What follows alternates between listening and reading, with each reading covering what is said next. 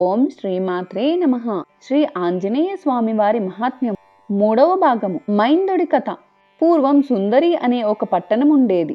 అది పేరుకు తగ్గట్టు సర్వాంగ సుందరంగా వర్ధిల్లింది. అందులో మైందుడు అనే ఒక బ్రాహ్మణుడు ఉండేవాడు. వేద శాస్త్రాలన్నీ బాగా చదువుకున్నవాడు. అతనికి హనుమత్ మంత్రం అంటే మహాప్రీతి. అన్నింటి సారం అందులోనే ఉంది అని తెలుసుకున్నాడు. నిత్యం ఆ మంత్రాన్ని జపిస్తూ నిష్ఠగా జీవించేవాడు. మనసులో ఏ విధమైన కోరికలు అతనికి లేవు. నిష్కాముడుగా జీవించడం నేర్చుకున్నాడు.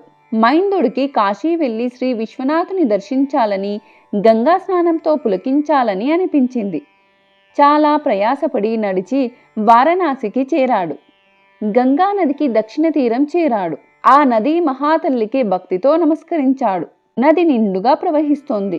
దాన్ని దాటే మార్గం కోసం ఆలోచిస్తున్నాడు. కొంతసేపటికి నదిలోకి ఒక పడవ వచ్చింది. దాన్ని ఎక్కాడు. పడవ బాగానే కొంత దూరం ప్రయాణం చేసింది. తర్వాత దాని అడుగున రంధ్రం ఏర్పడినట్లు గుర్తించారు. దాని ద్వారా పడవలోకి నీరు చేరుతుంది. పడవ బరువెక్కి మునిగిపోవడానికి సిద్ధంగా ఉంది. భయం వేసిన మైందుడు తల మీద వస్త్రాన్ని కప్పుకొని భక్తితో హనుమత్ మంత్రం పఠిస్తూ ఉన్నాడు. హనుమ దీన్ని గమనించి తన భక్తుణ్ణి కాపాడాలనే సంకల్పంతో ఒక వానర రూపం ధరించి ఆ పడవను నెత్తిన పెట్టుకొని గంగానదికి ఉత్తర భాగం వరకు తీసుకుని వెళ్ళి అక్కడ మనుష్యులంతా చూస్తుండగా అదృశ్యమయ్యను. దీన్ని గమనించిన వారందరూ ఆశ్చర్యంతో నిండిపోయి భక్తితో ఆ వానరంనకు నమస్కరించారు. పడవలో నిశ్చల జపంలో ఉన్న మైందుడికి ఇదేమీ తెలియదు. తెల్లవారి లేచి చూసేసరికి గంగ ఒడ్డున పడవ ఉండటం చూసి ఆశ్చర్యపడ్డాడు. పడవ ఎలా ఇంత ప్రమాదం నుంచి తప్పించుకొని ఒడ్డుకు చేరిందో తెలియలేదు. అప్పుడు ఒడ్డున ఉన్న ఒక మనిషి, ఒక మహావానరం ఈ పడవను తల మీద మోసుకొని ఒడ్డుకు చేర్చి వెళ్ళిపోయిందని చెప్పాడు. మైందుడికి ఆశ్చర్యం వేసి, మీరు పుణ్యాత్ములు, వానర రూపంలో హనుమను దర్శించారు. జపం చేస్తూ నేను ఏదీ గమనించలేకపోయాను.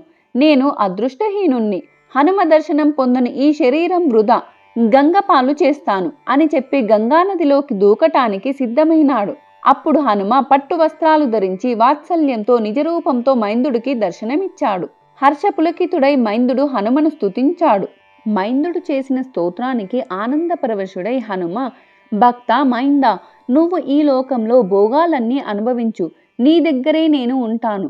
జీవితాంతంలో నన్ను పొందుతావు అని వరమిచ్చి అదృశ్యమయ్యాడు. అలాగే మైందుడు భక్తితో జీవించి సుఖాలు పొంది చివరికి హనుమన్ మంత్ర ఫలం వల్ల కైవల్యం పొందాడు.